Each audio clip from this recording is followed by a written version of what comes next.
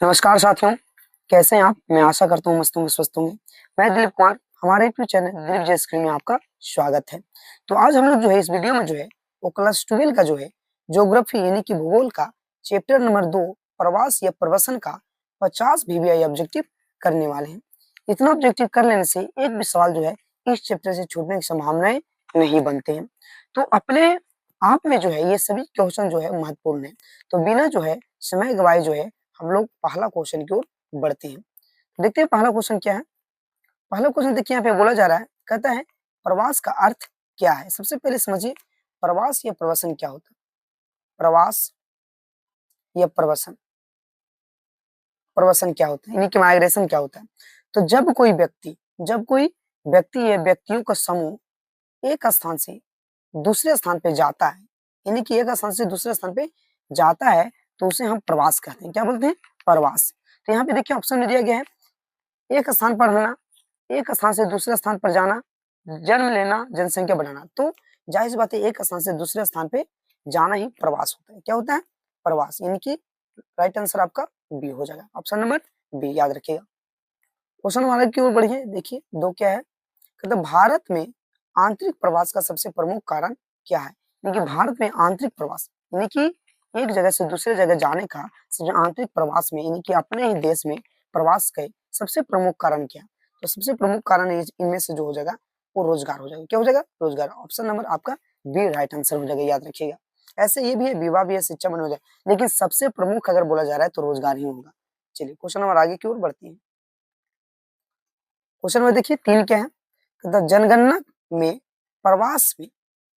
में प्रवास को मुख्यतः कितने कितने आधारों पर वर्गीकृत किया जाता है। यानी कि जनगणना में प्रवास को कितने आधारों पर बांट के बोल तो गणना किया जाता है। तो 2 आधारों पर। सबसे पहला तो जन्म स्थान के आधार पे, और दूसरा जो है वो निवास स्थान के आधार पे। यानी कि जहां पे व्यक्ति जन्म लिया है उस स्थान के आधार पे जनगणना होती है, और जहां पे जाके निवास कर रहा है उस स्थान के आधार पे जनगणना की जाती है। तो यहाँ प्रवास के मुख्यतः 2 वर्गों में बांटा जाता है। तो यहाँ पे क्या हो जाएगा? यहाँ पे राइट आंसर जो हो जाएगा ऑप्शन नंबर ए आपका राइट आंसर हो जाएगा, याद रखिएगा। चलिए क्वेश्चन नंबर आगे देखिए 4 क्या है, तो भारत में महिलाओं के प्रवास का प्रमुख कारण क्या है। तो भारत में सबसे ज्यादा अगर महिलाओं का प्रवास का जो प्रमुख कारण है वो विवाह को माना जाता है। क्या माना जाता है? विवाह। और पुरुषों का अगर प्रवास का प्रमुख कारण माना जाता है, पुरुषों का प्रवास के प्रमुख कारण माना जाता है तो रोजगार माना जाता है। रोजगार, याद रखिएगा। तो यहाँ पर राइट आंसर क्या हो जाएगा? ऑप्शन नंबर बी, विवाह। चलिए क्वेश्चन नंबर आगे की ओर बढ़ते हैं। क्वेश्चन में देखिए 5 क्या है, कहता है पुरुषों के प्रवास का प्रमुख कारण क्या है। देखिए अभी जस्ट हम बताएं, पुरुषों का प्रवास का एक प्रमुख कारण जो है वो रोजगार है। क्या है? रोजगार। तो ऑप्शन नंबर यहाँ पे क्या हो जाएगा? बी आपका राइट आंसर हो जाएगा।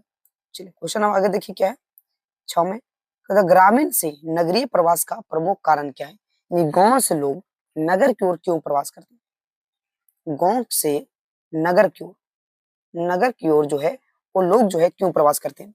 कृषि के लिए, रोजगार के लिए, विवाह के लिए, प्रकृति वृद्धि के लिए। तो जाहिर सी बात सबसे ज्यादा जो है प्रमुख कारण में आपका रोजगार हो जाएगा। राइट आंसर आपका बी है। क्वेश्चन नंबर देखिए 7 क्या है, कहता है प्रवास को प्रभावित करने वाले कारकों कारकों में कौन सा प्रतिकर्षण कारक है। देखिए प्रवास का 2 कारक है, प्रवास का 2 ऐसे महत्वपूर्ण कारक है। एक अपकर्ष कारक, अपकर्ष, एक जो है अपकर्ष कारक है, अपकर्ष अपकर्ष कारक, और दूसरा जो है प्रतिकर्ष कारक, प्रतिकर्ष प्रतिकर्ष कारक। तो अपकर्ष कारक क्या होता है? जब कोई व्यक्ति को या व्यक्ति लोगों को जो है वो अपनी ओर आकर्षित करता है। यानी कि जब व्यक्ति को जो है वो कोई संसाधन या वस्तु जो है अपनी ओर आकर्षित करता है तो अपकर्ष कारक कहलाता है। और वही जब व्यक्तियों को वैसे चीज जो अपने स्थान निवास स्थान छोड़ने पर मजबूर कर देता है तो उसे हम प्रतिकर्ष कारक बोलते हैं। तो यहाँ पे देखिए वही बताया जा रहा है प्रतिकर्ष कारक क्या है, यानी कि स्थान छोड़ने विवश करने का यहाँ पे बात किया जा रहा है। तो देखिए रोजगार के अवसर, ये तो आपका अपकर्ष कारक, बेहतर से अपकर्ष कारक है। बेरोजगारी, बेरोजगारी आपका राइट आंसर हो जाएगा। यानी बेरोजगारी जो है वो प्रतिकर्ष कर गए। ये जो है लोगों को अपना निवास स्थान छोड़ने पर क्या कर देता है, मजबूर कर देता है। तो याद रखिएगा। क्वेश्चन नंबर आगे की ओर देखिए, चलते हैं। क्वेश्चन नंबर देखिए क्या कहते हैं, निम्न में से कौन आकर्षक कारक है? अभी जस्ट बताएं, आकर्षक और प्रतिकर्षक। आकर्ष कारक, आकर्ष आकर्ष कारक और प्रतिकर्ष कारक। तो जस्ट बता गए, जो अपना निवास स्थान को छोड़ने पर क्या कर देता है, मजबूर कर देता है, वो प्रतिकर्ष कारक होता है। और जो अपनी ओर आकर्षित कर देता है लोगों को, अपकर्ष कारक होता है। कौन कारक होता है? अपकर्ष कारक। तो याद रखिएगा। यहाँ पे देखिए क्या है, कहता है आकर्षण का कारक है गरीबी, बेरोजगारी, प्रकृति, संपदा, रोजगार के अवसर। तो यहाँ पे क्या हो जाएगा, आकर्षक कारक में क्या हो जाएगा आपका, रोजगार के अवसर, यानी कि ऑप्शन नंबर क्या हो जाएगा, डी यहाँ पे राइट आंसर हो जाएगा। चलिए क्वेश्चन नंबर आगे की ओर बढ़ते हैं। क्वेश्चन में देखिए क्या है, 9 में देखिए क्या कहता है, भारत में सबसे अधिक प्रवास किस कारण से होता है? ये भारत में सबसे ज्यादा अगर प्रवास होता है तो किस कारण से होता है? यहाँ विवाह है, रोजगार है, शिक्षा, व्यापार। तो सबसे ज्यादा जो आपका ये हो जाएगा वो क्या हो जाएगा, रोजगार। क्या हो जाएगा, रोजगार। इनके राइट आंसर आपका बी हो जाएगा। चलिए क्वेश्चन नंबर आगे की ओर बढ़ते हैं। क्वेश्चन नंबर 10 देखिए क्या है, कहता है अंतरराज्यीय प्रवास का अर्थ क्या है? यानी कि अंतरराज्यीय प्रवास का अर्थ क्या है, यहाँ पे पूछा जा रहा है। तो सबसे समझिए पहले यहाँ पे बात, प्रवास जो है उसका 2 प्रकार है। कितना प्रकार? 2। यानी कि पहला एक राष्ट्रीय प्रवास, पहला जो है एक राष्ट्रीय प्रवास, और एक है अंतरराष्ट्रीय प्रवास। अंतरराष्ट्रीय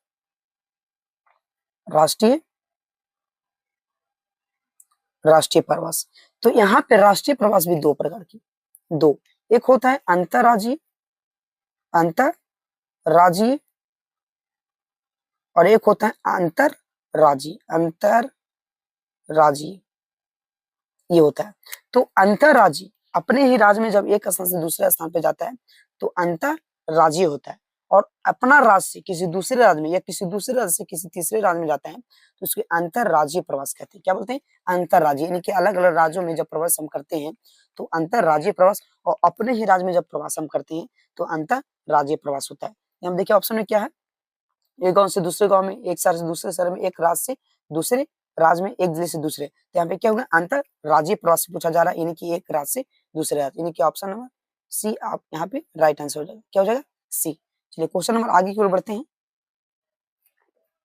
क्वेश्चन नंबर देखिए क्या है, 11, कहता है अंतरराज्यीय प्रवास क्या है? यानी कि यहाँ पे जस्ट बताएं कि अपने ही राज्य में जब एक स्थान से दूसरे स्थान पे जाते हैं तो यहाँ पे क्या होता है, अंतरराज्यीय प्रवास हो जाता है। तो यहाँ पे देखिए क्या है, ऑप्शन कहाँ पे दिया हुआ है, तो एक राज्य से एक ही राज्य के भीतर प्रवास, यानी कि ऑप्शन नंबर बी आपका राइट आंसर हो जाएगा।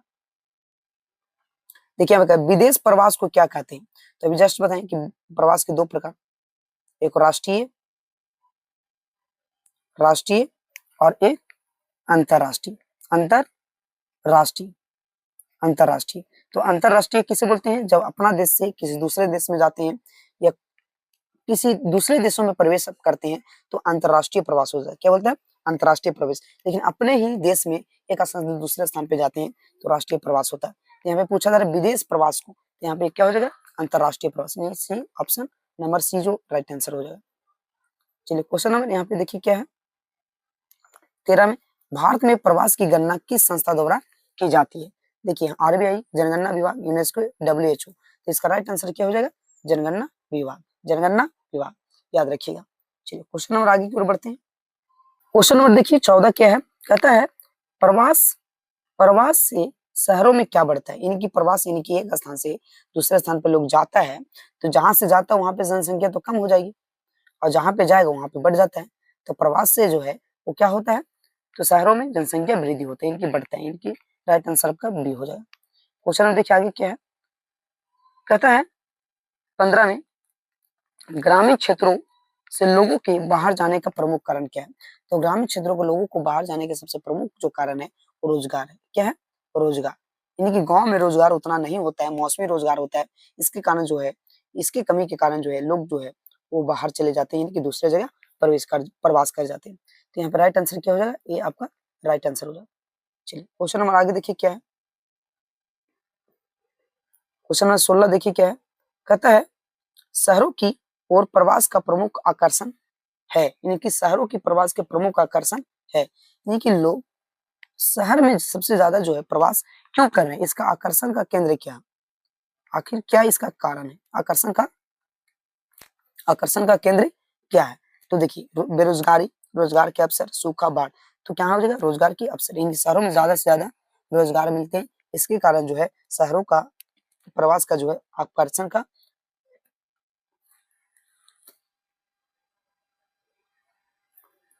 क्वेश्चन नंबर 16 देखिए क्या है, कहता है शहरों की ओर प्रवास का प्रमुख आकर्षण क्या है, यानी कि क्वेश्चन में देखिए 16 क्या है, कहता है शहरों की ओर प्रवास का प्रमुख आकर्षण क्या है, यानी कि शहर में लोग जो है उसका आकर्षण का केंद्र क्या है, जिससे ज्यादा लोग क्या करते हैं, प्रवास करते हैं। तो देखिए यहाँ पे ऑप्शन है बेरोजगारी, रोजगार के अवसर, सूखा, बाढ़। तो जाहिर सी बात है यहाँ पे रोजगार की अवसर हो जाएगी, राइट आंसर आपका बी हो जाएगा। क्वेश्चन नंबर देखिए 17 क्या है, कहता है प्रवास के कारण ग्रामीण क्षेत्रों में किस प्रकार की जनसंख्या घट सकती है। यहाँ पे देखिए ऑप्शन देख लेते हैं। ऑप्शन देखिए यहाँ पे क्या है, कार्यशील जनसंख्या, वृद्ध जनसंख्या, बाल जनसंख्या, कुल जनसंख्या कभी नहीं घट सकती है। तो कार्यशील जनसंख्या घट सकती है, कौन सी जनसंख्या, कार्यशील जनसंख्या। तो ऑप्शन नंबर है यहाँ पे बी आपका राइट आंसर हो जाएगा। कार्यशील जनसंख्या भारत में 15 से 59 वर्ष की उम्र को भारत में क्या बोला जाता है, कार्यशील जनसंख्या बोला जाता है। क्या बोला जाता है, कार्यशील जनसंख्या। तो ये भी बात आपको याद रखना है। तो राइट आंसर आपका ए हो जाएगा। क्वेश्चन नंबर 18 देखिए क्या है, कहता प्रवास से नगरीकरण पर क्या प्रभाव पड़ता है, यानी कि जब जब जो है गांव और ग्रामीण इलाकों से, क्षेत्रों से जो है लोग नगर की ओर जाते हैं, यानी नगर की ओर प्रवास करते हैं, तो इससे क्या मतलब प्रभाव पड़ता है नगर पर। तो प्रवास से नगरीकरण पर क्या प्रभाव पड़ता है, नगरीकरण कम होता है, नगरीकरण बढ़ता है, कोई प्रभाव नहीं बढ़ता है, कृषि बढ़ती है। तो नगरीकरण क्या होता है, बढ़ता है। राइट आंसर आपका बी हो जाएगा, नगरीकरण बढ़ेगा। क्वेश्चन देखिए 19 क्या है, यहाँ पे कहता है ग्रामीण ग्रामीण प्रवास का प्रमुख कारण क्या है, यानी कि गांव से गांव लोगों जो प्रवास करते हैं उसका मुख्य कारण क्या है। तो देखिए विवाह, उद्योग, शिक्षा, व्यापार। तो यहाँ पर राइट आंसर क्या हो जाएगा, विवाह। विवाह से ज्यादा जो है गांव से गांव लोग प्रवास करते हैं। तो यहाँ पे याद रहे प्रवास के जो है प्रवास प्रवास के जो है चार धारा याद रखिएगा। गांव से गांव यानी कि ग्रामीण से ग्रामीण, ग्रामीण, उसके बाद ग्रामीण से नगर, ग्रामीण से नगर, उसके बाद नगर से ग्रामीण, और नगर से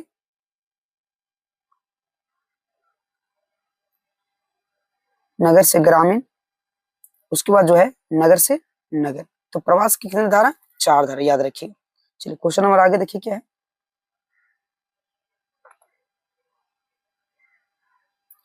क्वेश्चन नंबर 20 में देखिए कहता है ग्रामीण नगरीय प्रवास का प्रमुख कारण क्या है, यानी कि ग्रामीण नगरीय प्रवास का प्रमुख कारण क्या है, यानी कि गांव से लोग जो है वो नगर की ओर क्यों जाते हैं। तो यहाँ पे देखिए रोजगार, विवाह, प्रकृति वृद्धि, धार्मिकता। तो सबसे ज्यादा आपका रोजगार के ऑप्शन है। चलिए क्वेश्चन आगे देखिए क्या है, 21 में कहता है नगरीय नगरीय प्रवास का प्रमुख कारण हो सकता है, यानी कि नगर से नगर जो लोग जो है वो क्या प्रवास करते हैं, क्या कारण के चलते। यहाँ बेहतर सिंचाई, कृषि, पशुपालन, बाढ़। तो बेहतर आपका रोजगार हो जाएगा। क्या हो जाएगा, बेहतर रोजगार, इनकी ऑप्शन नंबर ए आपका राइट आंसर हो जाएगा, याद रखिएगा। क्वेश्चन में देखिए आगे क्या है 22, नगरीय ग्रामीण प्रवास को क्या कहा जाता है, यानी नगर से गांव की ओर जब प्रवास करता है तो उसे क्या कहा जाता है। प्रतिगामी प्रवास, अंतरराष्ट्रीय प्रवास, मौसमी प्रवास, दैनिक प्रवास। यहाँ पर राइट आंसर हो जाएगा प्रतिगामी प्रवास, यानी प्रतिगामी प्रवास जो है इसका राइट आंसर है, यानी नगर से गांव की ओर आएगा। तो चलिए क्वेश्चन आगे देखिए क्या है 23 में कहता है प्रवास से सबसे अधिक लाभ किसके माध्यम से ग्रामीण क्षेत्रों को मिल सकता है, यानी कि किस माध्यम से जो है वो गांव के लोगों को ज्यादा लाभ मिलता है प्रवास से। तो यहाँ पे देखिए प्रेषित धन, सूखा धन, उसके बाद जो है बेरोजगारी, जनसंख्या। तो यहाँ पे देखिए प्रेषित धन हो जाएगा इसका राइट आंसर, इनकी ए। प्रेषित धन क्या होता है, तो जो व्यक्ति बाहर यानी जाते हैं, यानी कि किसी शहर में जाते हैं, काम करते हैं, और वहां से जो है वो घर जो है अपना धन बैठाते हैं, तो उसको हम प्रेषित धन कहते हैं। क्या बोलते हैं, प्रेषित धन, याद रखिएगा। क्वेश्चन नंबर आगे देखिए क्या है, प्रवासियों द्वारा अपने परिवार को भेजा गया धन कहलाता है। तो अभी जस्ट बताएं प्रेषण, या प्रेषित या प्रेषण। तो राइट आंसर आपका बी हो जाएगा। और इसके माध्यम से जो है वो ग्रामीण स्थिति का बोले तो परिवार का जो है स्थिति सुदृढ़ होता है, यानी सुधरता है। क्या होता है? सुधरता है। चलिए क्वेश्चन हमारे देखिए क्या है। 25 में देखिए क्या है, मतलब प्रवास का एक नकारात्मक प्रभाव क्या है। यानी प्रवास, जब प्रवास करते हैं एक स्थान से दूसरे स्थान पे, जब लोग प्रवास करते हैं तो एक नकारात्मक यानी कि नेगेटिव बात बताना, नेगेटिव इफेक्ट क्या है। तो रोजगार में वृद्धि, महानगरों पर जनसंख्या का दबाव, आय में वृद्धि, शिक्षा के अवसर बढ़ना। तो यहाँ पे क्या हो जाएगा, महानगरों पर जनसंख्या का दबाव हो जाएगा, यानी कि ज्यादा से ज्यादा अगर जनसंख्या जो है वो गांव से नगर की ओर जाएगी तो ज्यादा से ज्यादा जनसंख्या नगरों का दबाव का कारण बनेगा। तो यहाँ पे क्या हो जाएगा, राइट आंसर बी हो जाएगा।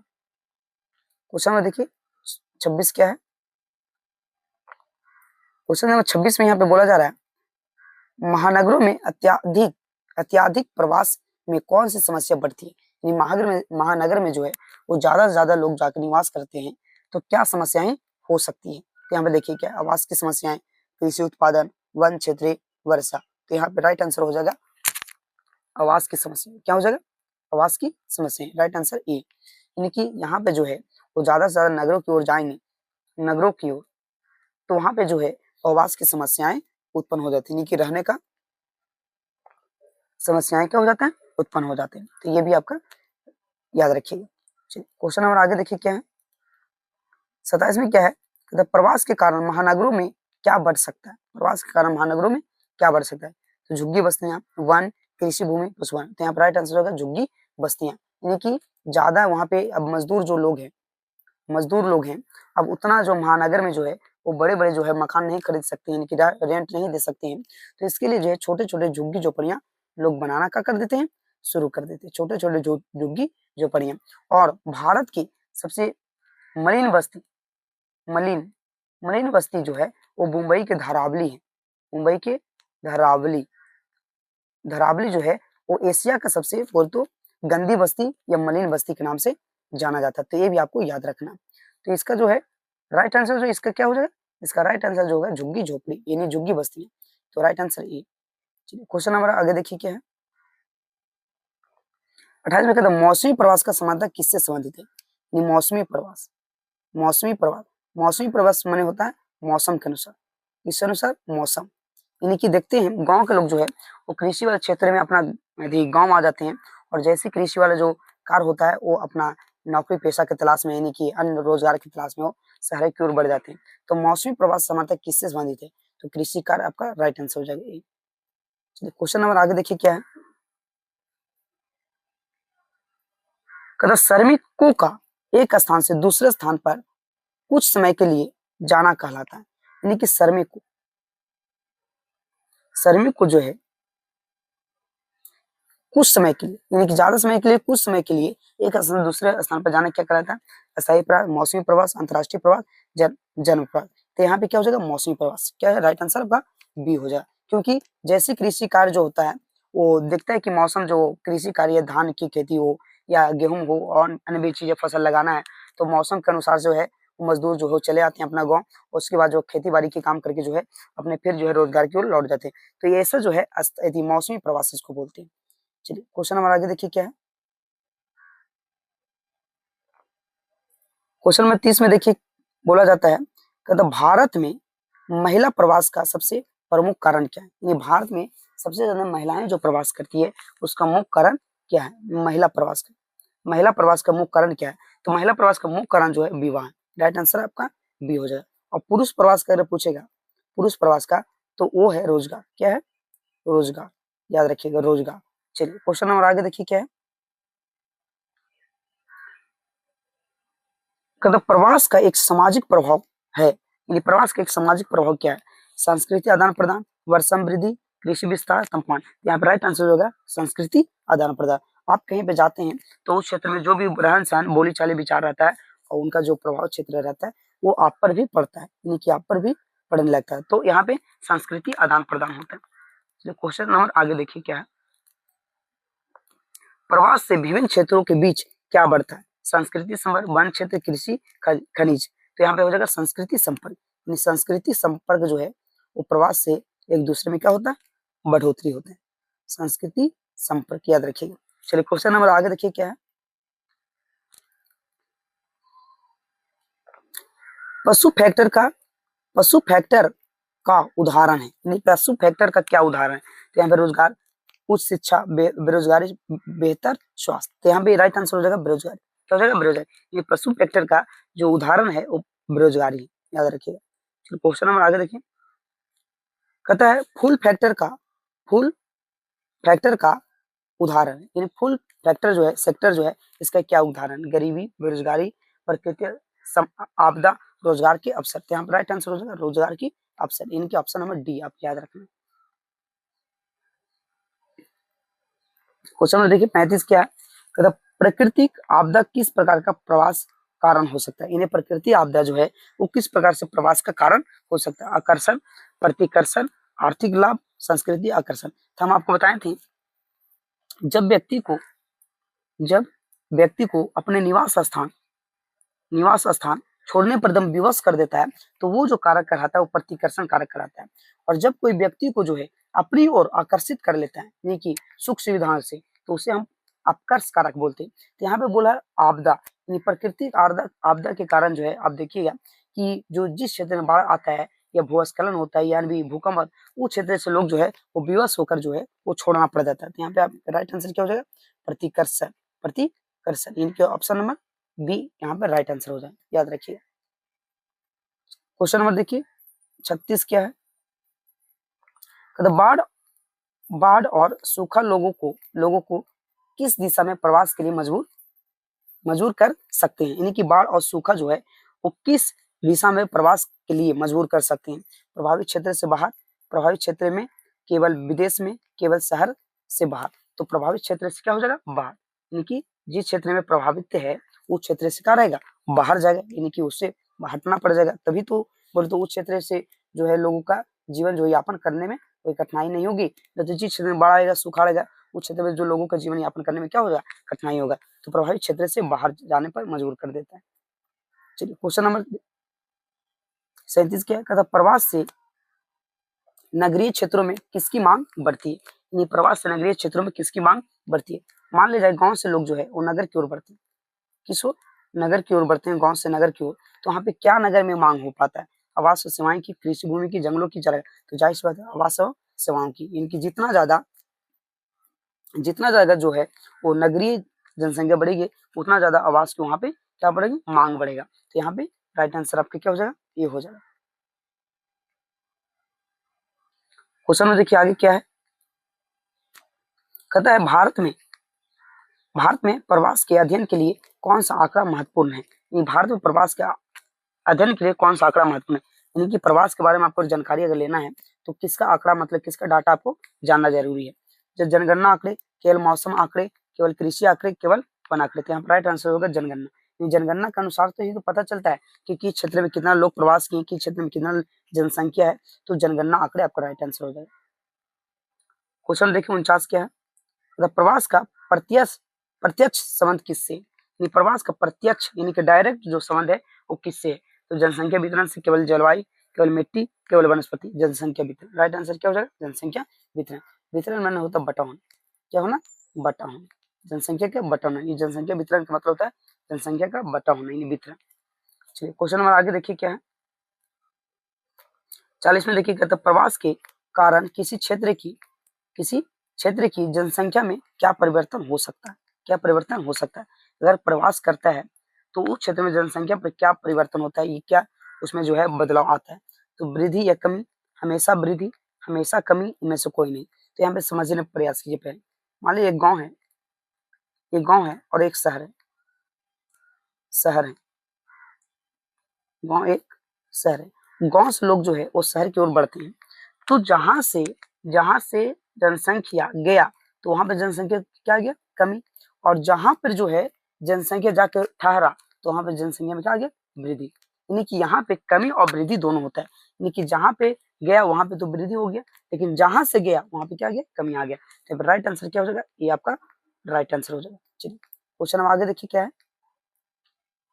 41 में कहता है रोजगार की तलाश में गांव से शहर जाना किस प्रकार प्रवास है? रोजगार की तलाश में गांव से शहर जाना किस प्रकार से प्रवास है? तो हम बताएं तो प्रवास की चार धारा, गांव से गांव, उसके बाद बताए थे गांव से गांव, उसके बाद नगर से नगर, उसके बाद नगर से ग्रामीण, नगर से ग्रामीण या ग्रामीण से नगर।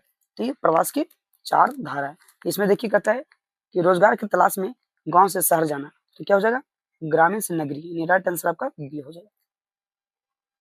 चलिए क्वेश्चन नंबर आगे देखिए क्या है। विवाह के कारण होने वाला प्रवास मुख्यतः किससे संबंधित है? सामाजिक कारण, राजनीतिक कारण, प्रकृति कारण, औद्योगिक कारण। तो जाहिर सी बात है ये जो इसका राइट आंसर हो जाएगा सामाजिक कारण। राइट आंसर आपका ये आपका राइट आंसर हो जाएगा, याद रखिएगा सामाजिक कारण। क्वेश्चन नंबर आगे देखिए क्या है। तो बेहतर शिक्षा की सुविधा किस प्रकार प्रवास के कारक है? प्रतिकर्षण, आकर्षण, प्राकृतिक, मौसमी। यहाँ पे जाहिर सी बात है शिक्षा, जहाँ पे शिक्षा की सुविधा यानी कि शिक्षा जो है लोगों को आकर्षित करता है, और जब लोगों को आकर्षित करेगा तो क्या हो जाएगा आकर्षण हो जाएगा, यानी कि राइट आंसर आपका बी हो जाएगा। क्वेश्चन नंबर आगे देखिए क्या है।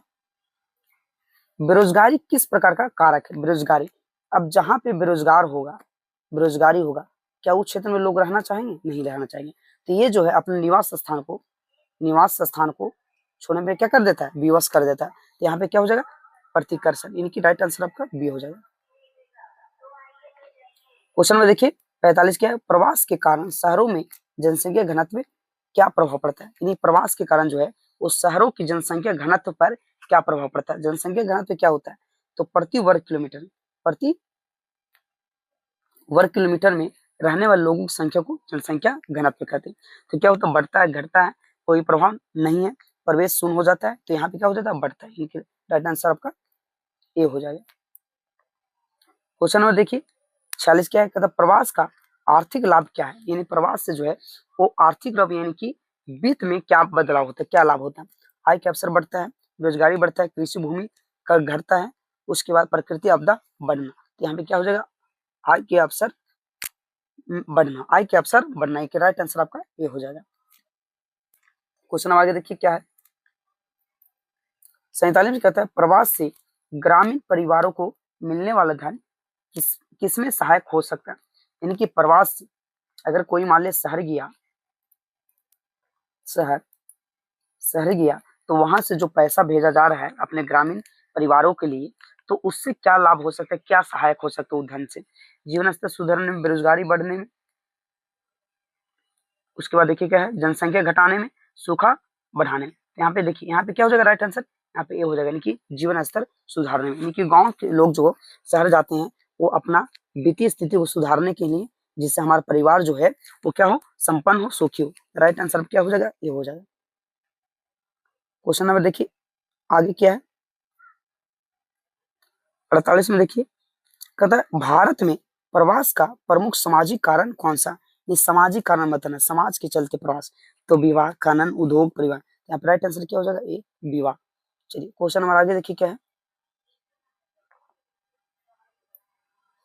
कहता प्रवास का सबसे महत्वपूर्ण परिणाम क्या है? यानी प्रवास अगर प्रवास होता है तो परिणाम उसका क्या निकलता है? जनसंख्या पुनः वितरण, केवल जन्म दर वृद्धि, केवल मृत्यु दर वृद्धि, केवल वर्षा में परिवर्तन। तो यहाँ पर राइट आंसर जो होगा वो जनसंख्या का पुनः वितरण, यानी फिर से जो है जनसंख्या का वितरण हो जाता है, यानी बढ़ जाता है। क्या हो जाता है बढ़ जाता है। यहाँ पे याद रखिए। क्वेश्चन नंबर देखिए 50 अंतिम क्वेश्चन क्या है। तो प्रवास और नगरीकरण के बीच क्या संबंध है? प्रवास और नगरीकरण के बीच क्या संबंध, याद रखिएगा। तो प्रवास नगरीकरण को बढ़ावा देता है, प्रवास नगरीकरण को समाप्त कर देता है, दोनों में कोई संबंध नहीं है। प्रवास से शहरों की जनसंख्या घटती है। तो यहाँ पे क्या हो जाएगा राइट आंसर जो इसका हो जाएगा वो प्रवास से जो है नगरीकरण को बढ़ावा मिलता है। जितना ज्यादा प्रवास होगा तो नगर क्षेत्र में लोगों को रोजगार के अवसर मिलेगा। रोजगार के अवसर तब मिलेगा जब उस क्षेत्र में ज्यादा फैक्ट्रियां या अन्य भी कल कारखाने हैं। लेकिन उस क्षेत्र में जब रोजगार करने के लिए लोग जाएंगे तो ज्यादा से ज्यादा उनको रहने के लिए जगह की जरूरत पड़ेगा, जिससे नगरीकरण की बढ़ावा मिलता है। क्या मिलता है? नगरीकरण की बढ़ावा मिलता है। ये 50 क्वेश्चन जो है वो एंड हो गया। क्या हो गया? एंड हो गया। ये जो है था अपने आप में सब वीवीआई क्वेश्चन, इनकी महत्वपूर्ण क्वेश्चन। यहाँ से एक भी सवाल छूटने वाले नहीं, इस चैप्टर से कर लेते इतना तो। और जो है कॉपी में लिखने का भी प्रयास कीजिएगा। तो आप जो है अब सुचारू रूप से जो है वो क्लास 12 के 2027 के लिए तैयारी आप बेहतर बनाना चाहते हैं तो हमारे चैनल को सब्सक्राइब करके जरूर रखिएगा। और वीडियो अच्छी लगी हो तो लाइक और कमेंट और शेयर जरूर कीजिएगा। और साथ-साथ दोस्तों के बाद भी शेयर ज़रूर कीजिएगा। बाकी आज का सवाल यहीं तक, मस्त रहिए, स्वस्थ रहिए। धन्यवाद।